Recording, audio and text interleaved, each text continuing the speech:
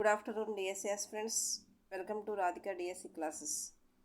Friends, ఈరోజు కొంచెం late అయింది. అంటే ఎప్పుడు ప్రతిరోజు డైలీ ఈ టైంకి నేను చేస్తున్నాను కదా, ఎందుకంటే మిమ్మల్ని లంచ్ అయిన తర్వాత అందరూ పడుకుంటారేమో, మిమ్మల్ని ఒకసారి లేపుదామని చెప్పేసి నేనైతే ఈ టైంలో చేస్తున్నాను. ప్లస్ నాకు కూడా ఈ టైం అయితే క్లారిటీగా ఉంటుంది. సో చూడండి, ఈరోజు థంబ్నెయిల్ చూశారు కదా, పై చేయండి మేడం, పై సబ్జెక్టు చేయండి, ఎక్కువ చేయండి అంటున్నారు. కానీ మొత్తం అన్నీ చూసుకోవాలి కదా. మన సోషల్ అంటే ఒక్క పై ఒక్కటే ఉండదు కదా. సోషల్ మెథడాలజీ ఉంటుంది, కంటెంట్ ఉంటుంది, సైకాలజీ ఉంటుంది. సరే, ఇది చాలామందికి బుక్ లేదేమో అందుకని అడుగుతున్నారనే ఉద్దేశంతో నేనైతే మళ్ళీ పై తీసుకున్నాను. ఈరోజు అదే టాపిక్ చేస్తున్నాను, ఎన్ఈపి 2020. ఇప్పుడు ప్రజెంట్ మనకి ఎక్కువగా వచ్చిన బిట్స్ లాస్ట్ టెట్లో మీరు చూసే ఉంటారు. టెట్లో మనకి ఎక్కువగా వచ్చింది ఈ టాపిక్ నుంచి బిట్స్ ప్రతిరోజు పడింది. టెట్ రాసే ప్రతిరోజు రాసిన వాళ్ళకి తెలుస్తుంది. బిట్ అయితే కంపల్సరీగా ఉంది. సో నేనైతే అకాడమీ బుక్ నుంచి 2020 ఓల్డ్ బుక్లో అయితే లేదు, మనకు న్యూ బుక్ ఉంది కదా, ఈ న్యూ బుక్లో నుంచి అయితే మనకి కంపల్సరీ వస్తుంది. బిట్ అయితే పడకుండా ఉండదు. ఇప్పుడు ప్రజెంట్ డిఎస్సికి కూడా పడుతుంది, కాకపోతే కాస్త డీప్గా వెళ్తాడని నేను అనుకుంటున్నాను. సో నేనైతే నోట్స్ చాలా అంతా తిరగేసి ఎక్కడ టాపిక్ దొరికితే అక్కడ టాపిక్ తీసి నేనైతే నోట్స్ రెడీ చేశాను. ఫస్ట్ నోట్స్ అయితే చూద్దాము. కొంచెం ఓపికగా ఉండండి. ఓపికతో ఉంటే మనకైతే బిట్టు పోదు ఎగ్జామ్లో వస్తే, ఓకేనా. అసలు జాతీయ విద్యా విధానం ముసాయిదా కమిటీకి ఎవరు అధ్యక్షులు, ఎంతమంది ఉన్నారు, వాళ్ళు ఏ సూత్రాలు పాటించారు, ఇవన్నీ మనం ఒక్కసారి డీటెయిల్గా చదువుకుని అప్పుడు బిట్స్లోకి వెళ్దాం, ఓకేనా. మీకు అర్థమైంది అనుకుంటున్నాను. ఒకసారి చూడండి. నేనైతే నోట్స్ ప్రిపేర్ చేసుకున్నాను, ఎందుకంటే నేను ఎంత కష్టపడి రాశానో మీరు కూడా అంతే కష్టపడాలని నా ఉద్దేశం. కష్టపడకుండా ఏది రాదు కదా. నేను ప్రతిసారి మీకు అదే చెప్తున్నాను, కష్టపడండి, కష్టపడితే ఫలితం అయితే ఉంటుంది. మరి అందుకనే మీరు అర్థం చేసుకుంటారని నేనైతే నోట్స్ ఇస్తున్నాను. ఇంపార్టెంట్ అయింది. ఇప్పుడు ఇక్కడ 7 ఉన్నారు, అంటే సభ్యులు ఏడుగురు ఉన్నారు. ఎంతమంది సభ్యులు అంటే 7 అని గుర్తుపెట్టుకోండి. మనకి ఇది అయితే ఒక్కసారి చదువుకుంటే వీళ్ళు మైండ్లో ఉంటారనమాట, 7 సభ్యులు. కాని వాళ్ళు ఎవరైనా రావచ్చు కదా. ఈ జాతీయ విద్యా విధానం ముసాయిదా కమిటీలో లేని వాళ్ళు ఎవరు, కాని వాళ్ళు ఎవరు, ఇలా అడుగుతున్నారు. సో మనం ఒక్కసారి వీళ్ళని చూద్దాం. అసలు మా చైర్మన్ ఎవరంటే ఇస్రో మాజీ చైర్మన్ కస్తూరి రంగన్, ఓకేనా. కస్తూరి రంగన్ చైర్మన్గా వ్యవహరించారు ఈ విద్యా కమిటీ, ముసాయిదా కమిటీకి. నెక్స్ట్ సభ్యులు ఎవరు వస్తారంటే వసుధా కామత్. వీళ్ళు ఎక్కడి నుంచి ఎక్కడి వారు, ఇవంతా మనకు అంత లోతుగా వదిలేండి. ప్రజెంట్ అయితే ఇది చూద్దాం. మంజిల్ భార్గవ, ఓకేనా.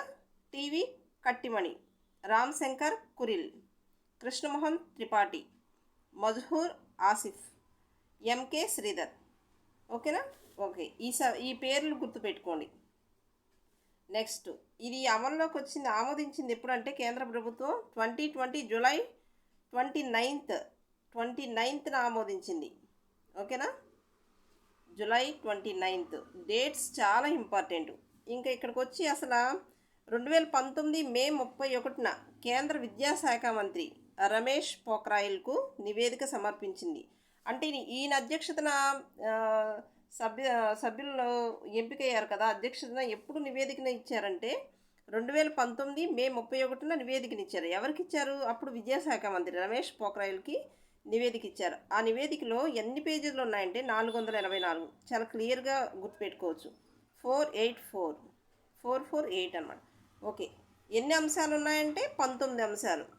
అంటే ఎందుకు ఇంత లోతుగా చదువుకుంటున్నామంటే ఏమో చెప్పలేము, రావచ్చేమో కదా.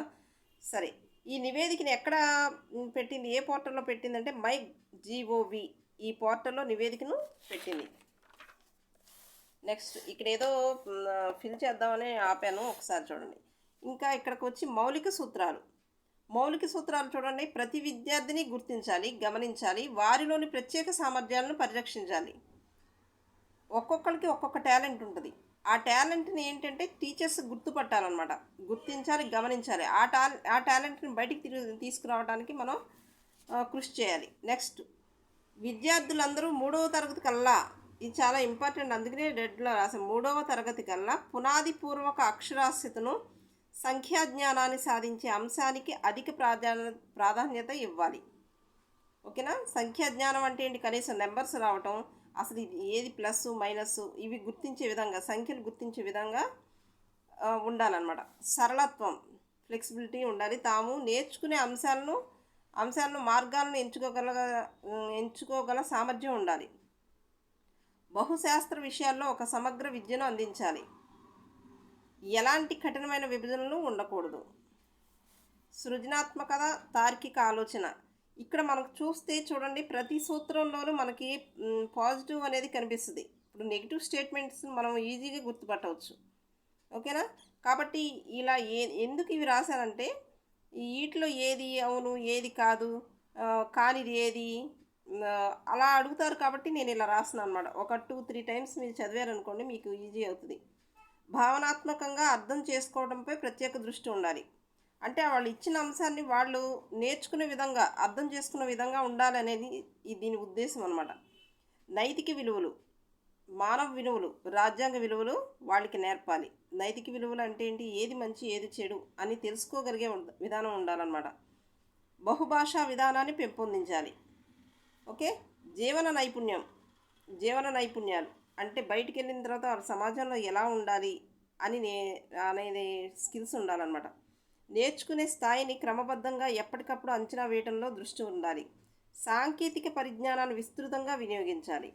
ప్రజెంట్ ప్రతిదీ సాంకేతికత మీద ఆధారపడి ఉంది కాబట్టి విస్తృతంగా వినియోగించుకునేలాగా చూడాలి మౌలిక సూత్రాలు. నెక్స్ట్ చూడండి, ఇక్కడ NEP 2020 విధానంలో కొన్ని ఉన్నాయి చూడండి. బోధనా శాస్త్రంలో వైవిధ్యంలో అన్నిటిలోనూ వైవిధ్యతను, స్థానిక సందర్భాన్ని గౌరవించాలి. అన్ని నిర్ణయాల్లో పూర్తి సమన్యాయం అంటే వేరు చేసి లింగపరంగా కానీ ఎలాగో వేరు చేసి బోధించకూడదు. సమదృష్టి ఉండాలని చెప్పడం అనమాట. తొలి బాల్య సంరక్షణ నుండి ఉన్నత విద్య వరకు అన్ని స్థాయిల పాఠ్య ప్రణాళికలకు సమన్యాయం ఉండాలి. అంటే ప్రాథమిక దశ నుంచి అనమాట. తొలి బాల్య దశ, ప్రాథమిక దశ కాదు, తొలి బాల్య అంటే అంగన్వాడీ దగ్గర నుంచి అనమాట. నేర్చుకునే ప్రక్రియలో ఉపాధ్యాయులు, అధ్యాపక వర్గం కేంద్ర బిందువులు. అంటే ఉపాధ్యాయులకు కూడా వృత్తిపరంగా శిక్షణ ఇస్తారు కదా, అదనమాట. స్వయం ప్రతిపత్తి, సుపరిపాలన, సాధికారతల ద్వారా కొత్త మార్పుని తీసుకురావాలన్నమాట. అవుట్ ఆఫ్ ద బాక్స్ అంటే దీని ద్వారా సరళమైన, సుదృఢమైన క్రమబద్ధీకరణ, విశిష్టమైన పరిశోధన జరగటం, ఇవన్నీ కొంచెం మౌలిక పాయింట్స్ అన్నమాట, ఇంపార్టెంట్ పాయింట్స్. ప్రగతిని నిరంతరంగా సమీక్షించడం, విశిష్టమైన పరిశోధన ఉండాలి. ప్రగతిని నిరంతరంగా సమీక్షించడం. బలమైన, సుచేతనమైన ప్రభుత్వ విద్యా వ్యవస్థలో గణనీయమైన పెట్టుబడులు అందించాలి. ఇక్కడ చూడండి, ఇది చాలా ఇంపార్టెంట్. అసలు ఇదే ఎక్కడ చూసినా సరే టెట్ ఎగ్జామ్లో 5+3+3+4 ఈ విద్యా విధానం చెప్పడం మనం కన్ఫ్యూజ్ చేయడానికి ఈ 5 ఇక్కడ పెడతారు, ఈ 4ని ఇక్కడ పెట్టవచ్చు, ఎలాగైనా రావచ్చు. సో 5+3+3+4 ఇక్కడ 5 అంటే ఏంటి, పునాది పూర్వక దశ అంటారు. అంటే ఈ 5 సంవత్సరాలని మరలా 2 విభజించారన్నమాట. అదేంటి, 3 నుంచి 6 సంవత్సరాల వయసు. 3 నుంచి 6 సంవత్సరాల వయసు అంటే మధ్యలో 3 సంవత్సరాలు ఉన్నట్టే కదా, 3 years. 6 నుంచి 8 సంవత్సరాలు. ఇక్కడ 6 నుంచి 8 సంవత్సరాలు అంటే 6వ సంవత్సరం, 6 to 7 1 సంవత్సరం, 7 to 8 1 సంవత్సరం. అంటే ఏంటి, ఫస్ట్ క్లాసు సెకండ్ క్లాసు. ఈ 2 సంవత్సరాలలో ఫస్ట్ క్లాస్ సెకండ్ క్లాస్. మొత్తం ఎన్ని సంవత్సరాలు అయినాయి, 5 సంవత్సరాలు. 3 నుంచి 6 వరకునేమో అంగన్వాడీలో ఉంటారు 3 సంవత్సరాలు. ఓకే. అంగన్వాడీ నుంచి అంటే 6వ సంవత్సరం వచ్చిన దగ్గర నుంచి మళ్ళీ ప్రీ ప్రైమరీకి వచ్చేస్తారు, స్కూల్కి. అది ఫస్ట్ క్లాస్లో జాయిన్ అవుతారు. 6th నిండటం ఆలస్యం, ఫస్ట్ క్లాస్లో జాయిన్ అవుతారు.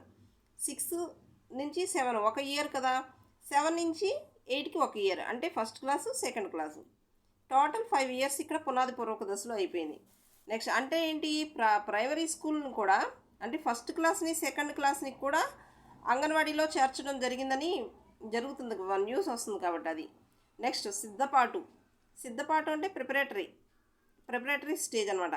ఎన్ని సంవత్సరాలు ఉంటుంది, 3 సంవత్సరాలు ఉంటుంది. ఓకే. ఆ 3 సంవత్సరాలు ఏంటంటే 3rd class, 4th class, 5th class. Years ఏ సంవత్సరాల వయసు ఉన్నవాడు, 8th నుంచి 8వ సంవత్సరం నుంచి 11వ సంవత్సరం, 8 నుంచి 11 సంవత్సరాలు ఉన్నవాళ్ళు 3rd class, 4th class, 5th classలో ఉంటారు. ఓకేనా. అంటే 8 yearsకి ఏమో 3rd class, 10 ఏమో 4th class, 11 ఏమో 5th class. ఇక్కడ 3 ఇయర్స్ అయిపోయింది. నెక్స్ట్ మిడిల్ ఏజ్ అనమాట. మిడిల్ స్టేజ్ వచ్చేసేపాటికి ఇంకా 3 సంవత్సరాలు. అక్కడ ఏ క్లాసెస్ ఉంటాయంటే 6, 7, 8 11 నుంచి 14 సంవత్సరాల వయసు ఉంటుంది ఆ టైంలో. ఇక్కడ ఒక 3 సంవత్సరాలు. నెక్స్ట్ మాధ్యమిక 4 సంవత్సరాలు. 4 సంవత్సరాలు అంటే 9th class, 10th class, 11th standard, 12th standard. అంటే 14 నుంచి 18 సంవత్సరాల వయసు. ఓకేనా. ఇక్కడ 4 ఇయర్స్. ఇక్కడ ఒక మీకు ఇంపార్టెంట్ పాయింట్ ఒకటి గుర్తుపెట్టుకోవాలి. ఎన్ఈపి 2020 ప్రకారం బాలలంటే ఎవరు? ఎన్ఈపి 2020 ప్రకారం బాలలంటే ఎవరు? ఎన్ఈపి 2020 ప్రకారం బాలలంటే 20 ప్రకారం బాలలంటే ఎవరంటే 3 to 18 ఇయర్స్ మధ్యలో ఉన్నవాళ్ళు బాలలు. చాలా ఇంపార్టెంట్. ఓకేనా. నెక్స్ట్ ఇక్కడ చూడండి, పాఠశాల విద్య అంటే ప్రారంభ బాల్య విద్య. ఇక్కడ ఇంపార్టెంట్ పాయింట్స్ మాత్రం నేను గుర్తుపెట్టాను చూడండి. 2025 ప్రజెంట్ ఇప్పుడు జరుగుతున్న ఇయర్ అదే కదా. 2025 నాటికి 3 నుంచి 6 సంవత్సరాల పిల్లలందరికీ 3 నుంచి 6 సంవత్సరాల వయసున్న పిల్లలందరికీ నాణ్యమైన విద్యను, అంటే ఏంటి, ప్రారంభ బాల్య సంరక్షణ 3వ సంవత్సరం నుంచే కదా, హామీ ఇవ్వటం అనేది లక్ష్యం. ఓకే. అక్షరాస్యత పునాది గణిత శాస్త్రం. అక్షరాస్యత పునాదిలో గణిత శాస్త్రం అంటే 1 నుంచి 5 తరగతులు చదువుతున్న వాళ్ళకి ప్రారంభ భాష అంటే వాళ్ళ మాతృభాష అవ్వచ్చు, స్థానిక భాష అవ్వచ్చు, ఏదైనా అవ్వచ్చు, గణిత శాస్త్రాలపై ప్రత్యేక శ్రద్ధ ఉంచాలి. అది ఎప్పటికి సాధించాలంటున్నారంటే 2025 నాటికి సాధించాలి. నెక్స్ట్ పాఠ్య ప్రణాళిక. మెదడు అభివృద్ధి సూత్రాల అభ్యాసాల ఆధారంగా, అంటే వాళ్ళ మెదడు వాళ్ళకి ఎంతవరకు నేర్చుకోగలరు అది ముందు చెప్పే వ్యక్తికి, అంటే టీచర్కి తెలిసి ఉండాలన్నమాట. సార్వత్రిక ప్రాప్యత అక్కడ ఇలాగే ఉంది ఇంపార్టెంట్. 2030 నాటికి 100% పాఠశాలలు అంతటికీ స్థూల నమోదు నిష్పత్తిని సాధించాలని లక్ష్యంగా పెట్టుకుంది. ఇది ఇంపార్టెంట్. సమానమైన సమ్మిళిత విద్య, ప్రతి చోట ఇదే బిట్టి వస్తుంది చూడండి. ఉపాధ్యాయులు బలమైన పారదర్శకత ప్రక్రియల ద్వారా నియామకం జరగాలి. ఉపాధ్యాయులు అంటే డిఎస్సి ద్వారా అన్నమాట. టెట్ డిఎస్సిలో క్వాలిఫై అయితేనే. పాఠశాల పాలన అంటే స్కూల్ కాంప్లెక్స్ ఏర్పరచాలి. పాఠశాలల మీద నియంత్రణ ఇది. నెక్స్ట్ ఉన్నత విద్యకు వచ్చి కొత్త నిర్మాణం, భారీ స్థాయిలో మంచి సదుపాయాలతో నిర్మాణం జరగాలని. ఉదార విద్య అంటే ఏంటి, సైన్స్, ఆర్టు, హ్యుమానిటీస్, మ్యాథమెటిక్స్, వృత్తి విద్య నైపుణ్యాలు ఇవన్నీ ఉండాలి. పాలన సంస్థాగత పాలన స్వయం ప్రతిపత్తిపై ఆధారపడి ఉంటుంది. నెక్స్ట్ నియంత్రణ.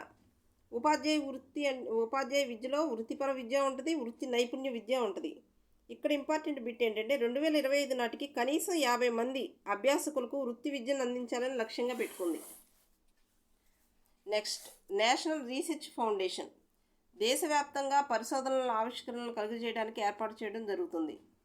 విద్యలో సాంకేతికత, విద్యలో అన్ని స్థాయిల్లోనూ సాంకేతికతను సమీకృతం చేయాలి. టెక్నాలజీని వాడుకోవాలి. వయోజన విద్య ఇది ఇంపార్టెంట్. 2030 నాటికి 100% యువత అక్షరాస్యత సాధించాలని లక్ష్యంగా పెట్టుకుంది. ఓకే. భారతీయ భాషల ఉన్నతి విద్యకు పెట్టుబడి. రాష్ట్రీయ శిక్షా ఆయోగ్ అంటే రాష్ట్రీయ శిక్షా ఆయోగ్ అనేది ఎవరి నేతృత్వంలో జరుగుతుందంటే ప్రధానమంత్రి నేతృత్వం అన్నమాట. ఇక్కడ ఇంపార్టెంట్ బిట్స్ చూడండి. అంటే ఇవన్నీ గ్యాదర్ చేసి నేను ఇలా మీకు నోట్స్ రాశాను అనమాట. అంటే మీరు గుర్తుపెట్టుకుంటారు, ఎక్కడ ఏ బిట్టు పోకూడదని నా ఉద్దేశం. సో మీరు కూడా రాయడానికి ట్రై చేయండి. ఒక లైక్ చేయండి. లైక్ చేయట్లేదు, లైక్ చేస్తే ఏమవుతుంది, మీకు నేను చెప్పింది మీకు అర్థమవుతుందనే ఒకటైతే నాకు తెలుస్తుంది కదా. లైక్ చేయండి. లైక్ చేస్తే ఇంకొంతమందికి ఇది యూజ్ అవుతుంది. ఓకే. షేర్ చేయండి. టెక్స్ట్ బుక్ లేని వాళ్ళు యూజ్ చేసుకుంటారు. ఇది అసలు ఈ టాపిక్ లేని వాళ్ళకి అందరికీ ఉపయోగపడుతుంది. ప్లీజ్ సబ్స్క్రైబ్ చేసుకోండి. ప్లీజ్ ఫస్ట్ లైక్ చేయండి. 2025 నాటికి 3 నుంచి 6 సంవత్సరాల వయస్సు గల ప్రతి బిడ్డకు ఉచిత సంరక్షితమైన అధిక నాణ్యత కలిగి అభివృద్ధి పరంగా తగిన సంరక్షణకు విద్యను అందించడం. 2025 నాటికి. ఎందుకు 2025 నాటికి అంటే ప్రజెంట్ ఇయర్ కాబట్టి మనకు రావడానికి అవకాశం ఉంది. ఓకే. 2025 నాటికి 5వ తరగతి అంతకు మించిన వాటిలో ప్రతి విద్యార్థిలోనూ అక్షరాస్యత పునాదికి గణితాన్ని సాధించడం. 2030 నాటికి 3 నుంచి 18 సంవత్సరాల వయసు గల పిల్లలందరికీ ఉచిత తప్పనిసరి నాణ్యమైన పాఠశాల విద్యను సాధించాలి. ఎక్కడంటే 2030 నాటికి. Very important. విమర్శనాత్మక ఆలోచన, సృజనాత్మకత, శాస్త్రీయ స్వభావం, సహకారం, బహుభాషావాదం, సమస్య పరిష్కారం, సామాజిక బాధ్యత, డిజిటల్, ఇది ఇంపార్టెంట్ అండి. సంఖ్యాత్మక అక్షరాస్యత వంటి సమగ్ర అభివృద్ధిని ప్రోత్సహించే 21వ శతాబ్దపు నైపుణ్యాలను ప్రోత్సహించడానికి బదులుగా ప్రోత్సహించాలి. దానికి బదులు మోస పద్ధతిలో అంటే వల్లి వేయటం లాంటివి తగ్గించాలి. అలా తగ్గించి బోధించాలి అనే ఇక్కడ ఉద్దేశం అనమాట. నెక్స్ట్, మార్పుకు మార్గదర్శకులు ఎవరంటే ఉపాధ్యాయులు. కావున అధిక అర్హత కలిగి వృత్తిపరంగా శిక్షణ పొందిన వారితో బోధనకు హామీ ఇవ్వటం జరుగుతుంది. దేశంలో ప్రతి బిడ్డకు సమానమైన సమ్మిళిత విద్య అంటే 2030 నాటికి లింగభేదం లేకుండా అన్ని లింగ సామాజిక వర్గాలు పాల్గొనడంతో పాటుగా అభ్యాస ఫలితాలు కూడా సమానంగా ఉంటాయి. పాఠశాల సముదాయాల ద్వారా పాఠశాల విద్యలో పాలన, స్కూల్ కాంప్లెక్స్ ద్వారా అనమాట. ఓకేనా, ఇక్కడ వరకు అయితే నేను నోట్స్ ఇంపార్టెంట్ అన్నీ నోట్స్లో వచ్చేసినాయి. సో ఇప్పుడు మనం అకాడమీ బుక్ దగ్గరికి వెళ్దాం. ఒకసారి చూస్తే మీకు కూడా క్లారిటీ. మనం ఏదైనా మిస్ అయ్యాం అనుకోండి, మిస్ అవ్వటం అంటే ఏముండదు, ఎక్కువే ఉండదు. చూడండి.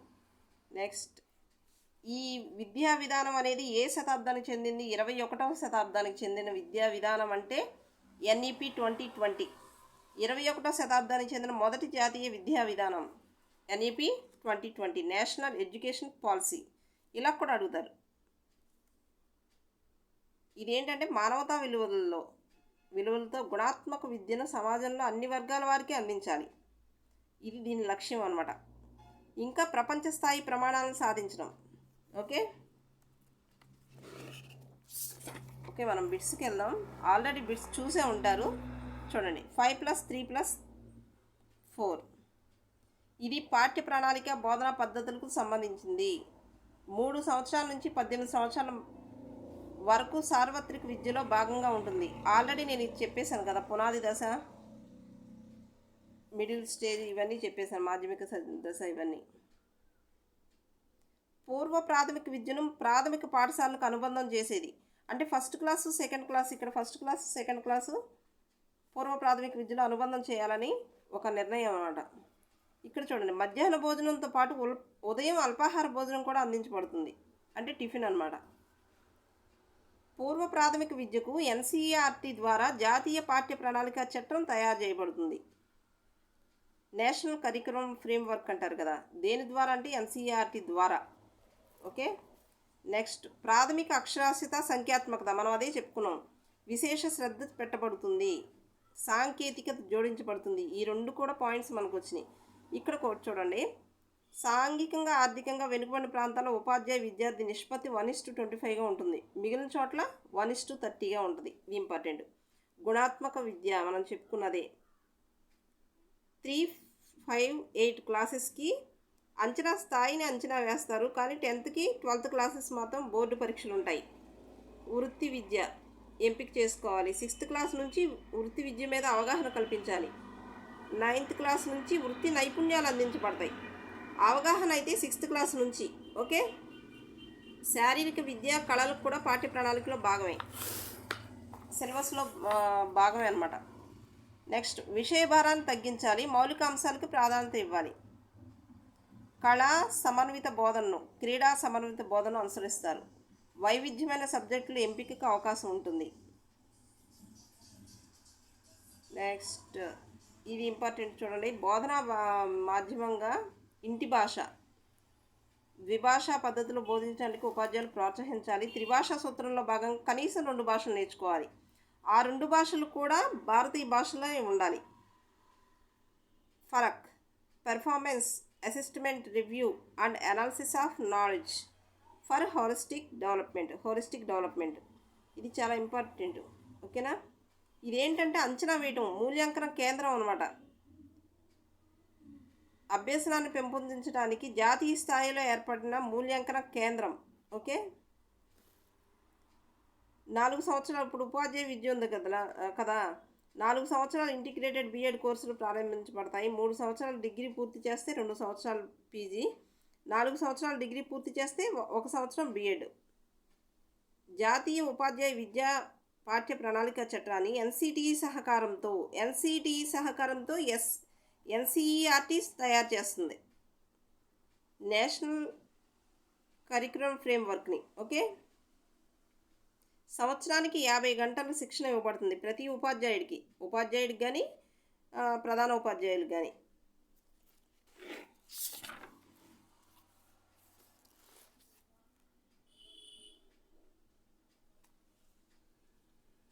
బాలికల విద్యను పెంపొందించడానికి భారత ప్రభుత్వం జెండర్ ఇంక్లూజివ్ ఫండ్ను ఏర్పాటు చేస్తుంది. కస్తూర్బా విద్యాలయాలు 12th క్లాస్ వరకు పెంచబడతాయి. స్కూల్ కాంప్లెక్స్ ఇవి చదువుకున్నాము. ఒక్కసారి బిట్స్ అన్నాను కాబట్టి ఈ బిట్స్ డైరెక్ట్గానే వస్తాయి. ఒక్కసారి చూడండి బిట్స్. 21వ శతాబ్దపు మొదటి జాతీయ విద్యా విధానం చెప్పుకున్నాం, NEP 2020.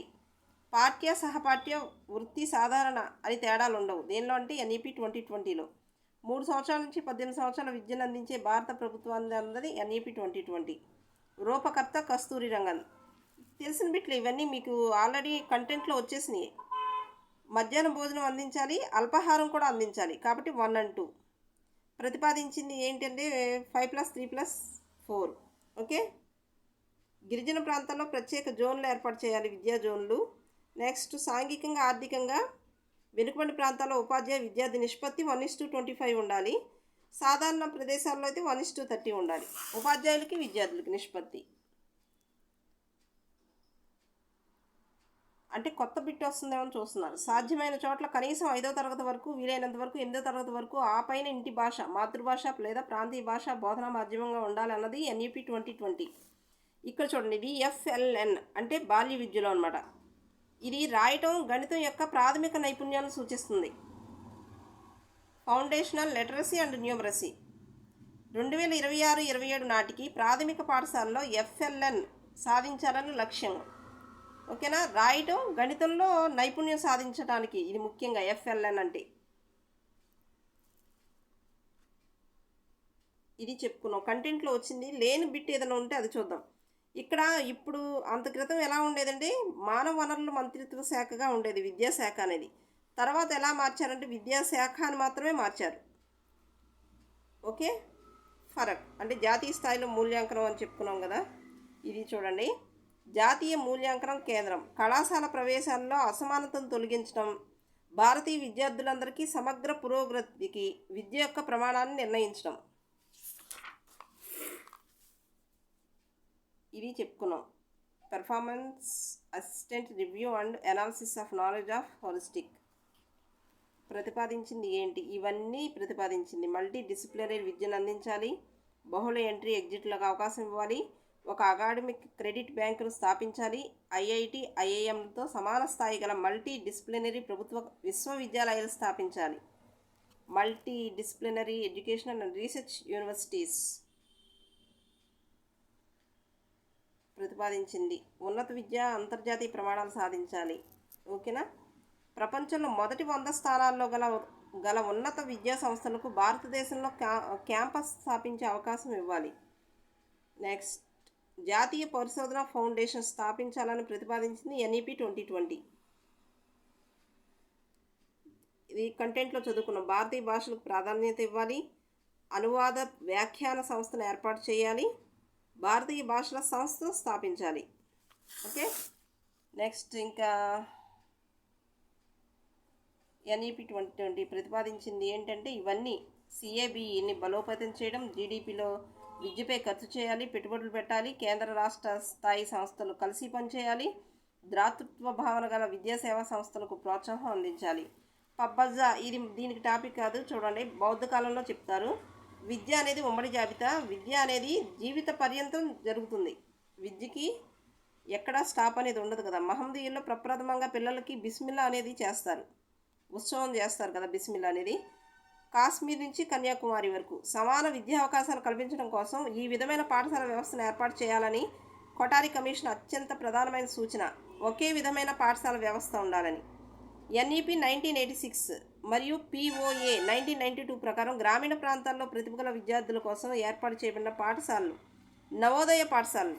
ఇంపార్టెంట్ బిట్ కాబట్టి దీనిలో ఉంది చూడండి. 1958లో స్త్రీ విద్యపై ఏర్పాటు చేసిన జాతీయ కమిటీ చైర్మన్ దుర్గాబాయి దేశ్ముఖ్. 42 రాజ్యాంగ సవరణలో విద్యను ఉమ్మడి జాబితాలో చేశారు. గురుకుల విద్య అంటే వేదకాలం. వార్ధా ప్రణాళిక 1937 బేసిక్ విద్యా విధానం గాంధీజీ. పరిమిత అర్థంలో విద్య అంటే 3 R's. Reading, writing and arithmetic. 3R అంటే reading, writing and arithmetic. Reading, writing, arithmetic. Okay. విద్య అంటే జీవించడానికి తయారు చేయడం కాదు, జీవితమే విద్య అంది జాన్ డ్యూయి. అధోముఖ వడపోత సిద్ధాంతాన్ని చెప్పింది లార్డ్ మెకాలే. త్రిభాషా సూత్రంలో హిందీ తప్పనిసరిగా ఉండాలని చెప్పింది కొఠారి కమిషన్. కలకత్తా మద్రాసు విశ్వవిద్యాలయం 1857 కంటెంట్లో కూడా చదువుకుంటాం కదా. ప్రభుత్వం పాఠశాలల విస్తారంగా ఏ కమిటీ సిఫార్సుల ప్రకారం అంటే కొఠారి కమిషన్. పూర్వ ప్రాథమిక మాధ్యమిక స్థాయిలో హోంవర్క్ బ్యాగులను నిషేధించాలని చెప్పింది యశ్పాల్ కమిటీ. ఓకే. శ్రవణం, మననం, నిధిధ్యానం వేదకాలంలో. ఇవి వాటి ఆన్సర్స్. మనం ఆన్సర్స్ చెప్పేసుకున్నాం కాబట్టి సో ఇక్కడ వరకు అయితే కంప్లీట్ అయింది.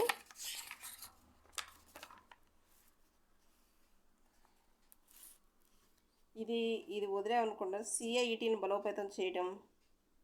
చూడండి, NETE అంటే national education technology forum. Okay. Diksha, Swayam పాఠశాల ఉన్నత విద్యలో సమన్వయం చేయబడతాయి. డిజిటల్ డివైడ్ తగ్గించే ప్రయత్నం జరుగుతుంది.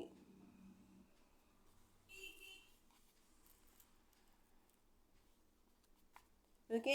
NEP 2020కి సంబంధించిన అది చాలా ఇంపార్టెంట్. మీకు అది వచ్చేస్తే ఆల్రెడీ ఒక మార్క్ అయితే మీకు పోదు. ఫ్రెండ్స్, మీకు నచ్చింది అనుకుంటున్నాను. నచ్చితే ఒక లైక్ చేయండి, షేర్ చేయండి అండ్ సబ్స్క్రైబ్ చేయండి. Thank you.